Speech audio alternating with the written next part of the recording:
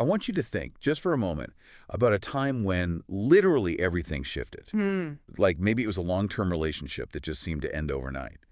Or a social atmosphere, a public consensus Right. that completely flipped in the span of a single week. Right. A moment where what everyone around you accepted as common sense just abruptly collapsed. When we look back at those moments, the feeling that almost always accompanies them is profound shock. It's totally disorienting. It really is. It feels like the ground simply vanished while we were standing on it. And it leaves us with this lingering, really uncomfortable question. Why do we, as people, seem to change our minds so suddenly? Yeah, it is a question that usually leaves us feeling incredibly ungrounded when we actually experience it firsthand. I mean, the sheer abruptness of a paradigm shift, whether that's in a living room or on the global stage, it violates our basic expectation of stability. It absolutely does. And for this deep dive, we're looking through a really fascinating stack of philosophical and structural notes. They're from a framework called Reflective Humanism. And we are focusing specifically on the 79th concept in these notes. The title of this section is simply, Why Does Reality Seem to Collapse Suddenly? Which is such a striking title. Right. Our goal today is to sort of observe the hidden architecture behind these abrupt shifts in belief in reality. We want to look underneath the floorboards of how we construct our world. So, okay, let's unpack this slowly. To look underneath those floorboards, the reflective humanism framework establishes a very specific foundational rule for how we must view these shifts. Okay. The text argues that reality does not actually collapse suddenly. Wait, doesn't. No. What we perceive as a sudden break, a sudden destruction of the norm, is simply the exact moment a structure can no longer sustain itself. Oh, I see. The structure hasn't just broken out of nowhere, it has reached a mathematical structural threshold. And I think it is important we don't rush to answer the why of it all just yet. We should let that core premise hang in the air for a moment. I struggle with this a bit right off the bat, to be honest. Because when I think about sudden changes, some things truly are instantaneous. I mean, if a building falls down in an earthquake, or a company unexpectedly fires half its staff on a Tuesday, that is genuinely sudden. Right. The structure is destroyed in seconds. So how does this framework distinguish between a completely random external shock and a collapse in our reality? That is a crucial distinction to make. The notes are not referring to literal physical trauma or geological events. Okay. They are specifically addressing systems of belief, consensus reality, and our cognitive maps of the world. An earthquake is a sudden physical collision. Right, right. But human reality, the shared understanding of a marriage, a corporate culture, a financial market that operates differently, when those social and cognitive structures collapse, the framework suggests the suddenness is an illusion. An illusion. Yeah, we are merely confusing the final visible moment of failure with the long invisible process of failing. So we're talking about the illusion of suddenness. Exactly. Because if we really sit with our own experiences and look back at a so-called sudden shift in our lives, like a friend group falling apart or a massive shift in a workplace culture, we usually realize there were warning signs. There always are. Yeah, we just couldn't, or perhaps wouldn't fully see them at the time. The accumulation of those warning signs is what eventually forces the threshold to be crossed. And the source material introduces a deeply evocative concept to describe those subtle early warning signs. Okay. It is called transparent pain. Or in the original notes, Tomei na itami. Transparent pain. It sounds like an oxymoron, but it makes an intuitive kind of sense. The notes describe it as an unexplainable social fatigue. It's that quiet, nagging feeling that something in a relationship or in society at large is simply off. Yes. You can't point to a specific argument or a broken rule. It is just an exhaustion that doesn't have a clear, easily definable source yet. It is a highly accurate way to describe the friction within our internal operating systems. What we need to look at is the mechanics behind that pain. Human cognition is not actually built to perceive gradual, continuous change easily. We are neurologically wired to detect contrast, sharp edges, sudden movements, loud noises. Right, survival instincts, basically. Exactly. We only truly perceive a slow change the moment a specific, undeniable threshold is crossed. To put a physical feeling to that concept, I keep thinking about stretching a thick rubber band in a pitch-black room.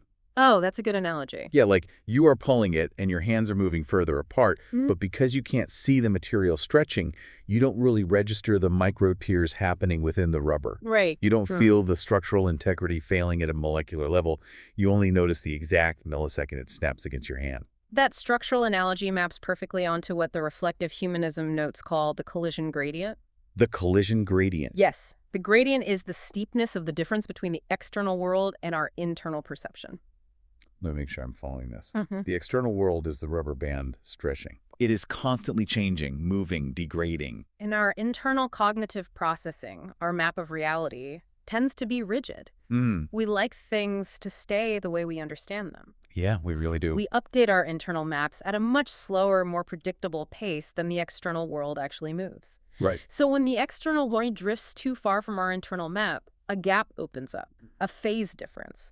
The collision gradient describes how steep that gap has become. And because the gradient is so steep, we can't process that gap smoothly. Yeah, we can. We can't just casually update our worldview when the difference between what we believe and what is actually happening becomes massive. Our internal tracking completely fails to keep up. So rather than experiencing a smooth, gentle transition of understanding, we experience a sharp collision. A shock.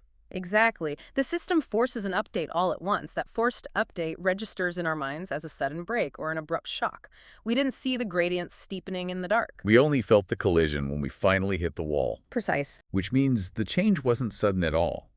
Our awareness of the change was sudden. Yes. This brings up what feels like the most vital question of this entire philosophy. Mm. Here's where it gets really interesting.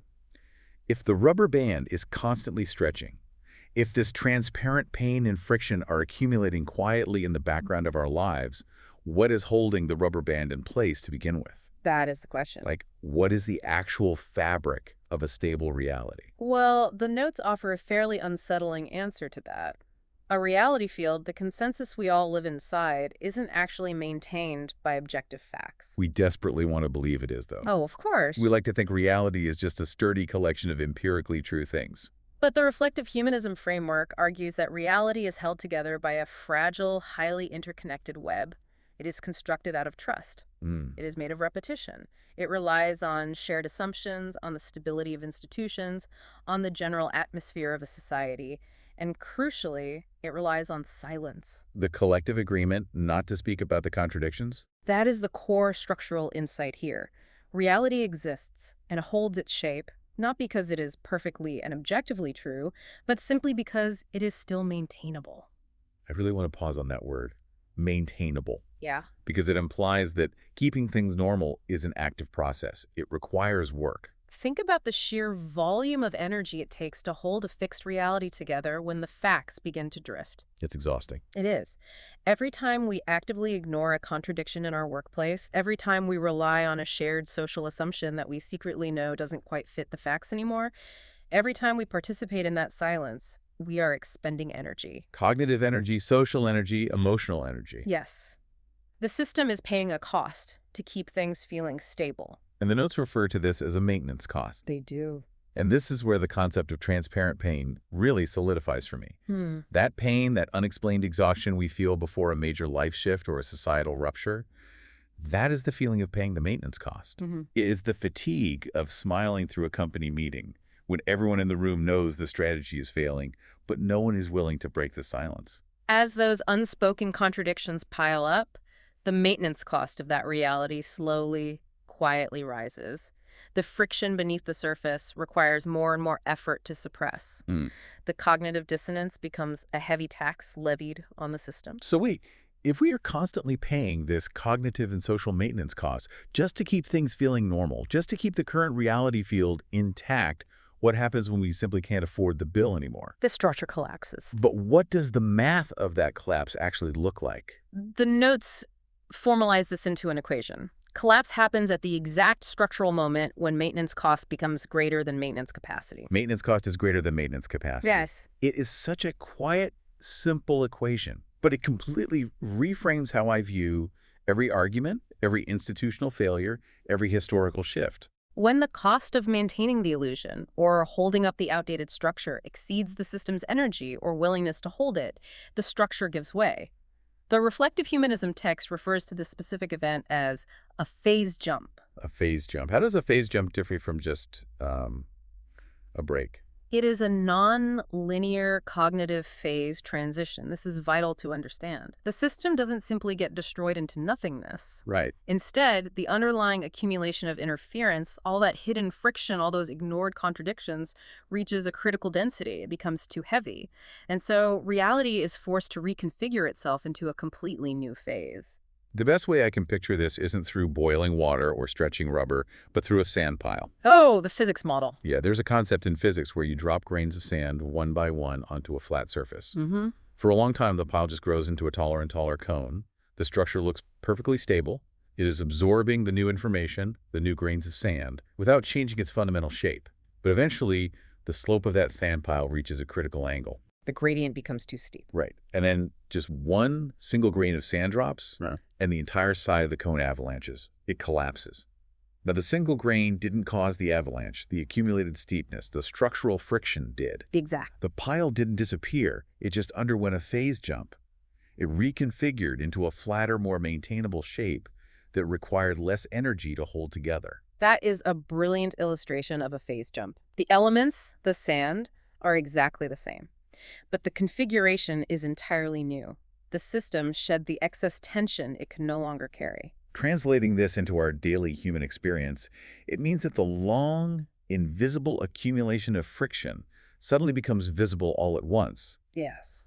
The collapse of a reality isn't the tragedy of something breaking.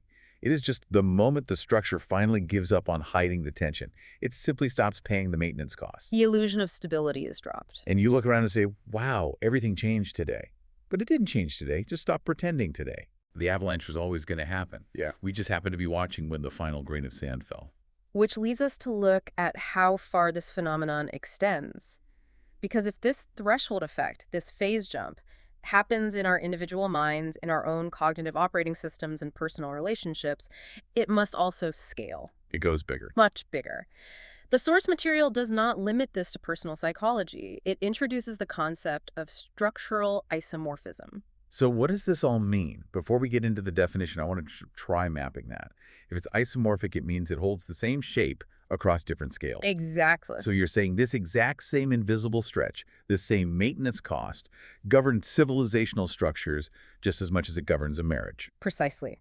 The mechanism we just described, where hidden friction accumulates until the maintenance cost exceeds capacity, resulting in a sudden reconfiguration, this is the exact same mechanism that governs global markets. Wow.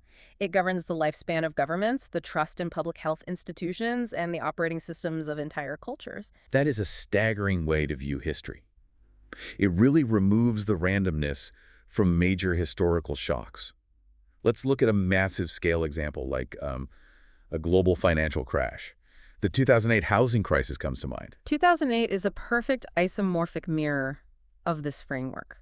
A global market doesn't just suddenly decide to lose trillions of dollars in value on a random Tuesday because of bad luck. No, the transparent pain was there for years. Oh, absolutely. The contradictions in the market, the subprime mortgages, the completely detached ratings agencies, the active, willful ignorance of risk. Those warning signs were accumulating daily. And what was the maintenance cost in that scenario? It was the immense social and financial energy required to keep the reality field of endless housing growth alive. Right. Entire financial institutions were built purely to maintain the silence around the contradictions. They were paying the maintenance cost by hiding the bad debt in increasingly complex structural products. They were stretching the rubber band in the dark. And for a while, it worked. The reality was maintainable. People kept their jobs. Houses kept selling. The consensus reality held firm. Until the maintenance cost became greater than the maintenance capacity. Yeah. The amount of capital and willful blindness required to sustain the illusion exceeded what the system could provide. And then a phase jump. The market reconfigured. It wasn't destroyed, but the reality of the previous decade instantly evaporated. We see the same pattern with institutional fatigue. Like a political system or a governing body might seem perfectly stable for decades. The leaders give the same speeches, the media covers the same debates, but underneath, the trust is eroding. Yes, the repetition is becoming hollow. Right. The shared assumptions that once held the country together are no longer actually shared by the people on the ground. The silence becomes heavier. The cost of participating in the political reality becomes exhausting for the average citizen. Until a phase jump occurs. A totally unprecedented social movement takes over, or a political party splinters overnight. It looks like a sudden, shocking revolution to the pundits, but it is actually just the exhaustion of the previous reality's maintenance capacity. The system just couldn't afford to pretend anymore. And we are entering an era where this framework is going to become increasingly vital, particularly with the integration of artificial intelligence. Oh, that's a really good point. We are currently building entirely new, massive architectures to manage information, define truth, and maintain reality on a global scale. And those AI systems and the companies building them will be subject to this exact same cycle. Absolutely. They will establish a consensus reality. They will maintain it. But as the external world drifts, as edge cases and hallucinations and human friction accumulate, the maintenance cost of keeping those AI reality fields stable will skyrocket. Yes. They are not immune to the phase jump. No system that attempts to hold a fixed reality against a changing gradient is immune. Now, I want to be very deliberate about the tone here.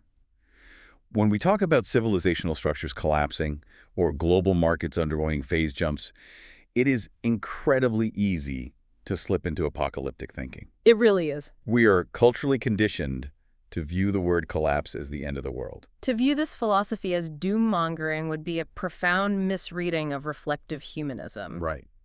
The tone of these notes is decidedly calm. It is purely observational. A phase jump is non-apocalypse. It is simply the natural breathing cycle of any complex system. It's just the transition between states. Divergence, stabilization, reconfiguration. Yes. You diverge from the old way, you stabilize a new reality, you hold it as long as you have the capacity to maintain it, and when the friction gets too high, you reconfigure again. It is a mechanism of evolution, not destruction. The pain we feel during these shifts doesn't come from the change itself. The pain comes from the steepness of the gradient, from how tightly we try to hold on to a reality that has already exceeded its maintenance capacity. That makes so much sense. If we understand this architecture, if we actually expect the phase jump, we can observe societal shifts with much less fear. We can look at the collapse of a norm not as a tragedy, but as a necessary retuning of a system that was exhausted. We have covered an immense amount of ground tonight, moving from the quiet intuition of personal fatigue all the way up to the structural collapse of global markets. It's a vast concept. It is, and I want to bring this massive scale back down to the quiet individual experience of you listening to this right now. We began by questioning the illusion of sudden change, the realization that the shock we feel is just our sudden awareness of a long, invisible accumulation. We looked at the hidden, heavy costs of maintaining reality, how much energy we spend individually and collectively trying to suppress contradictions and maintain a comfortable silence. And we explored the inevitable phase jump, that quiet mathematical moment when the cost simply becomes too great, the system stops hiding the tension, and reality reconfigures itself into something new. This raises an important question. If collapse is not truly sudden, if what looks like a sudden break, a sudden destruction of your normal life, is simply the visible limit of what could no longer be maintained, then perhaps the real question we should be asking ourselves is this. What tensions in your own life or in the world immediately around you have you been quietly overlooking for a very long time?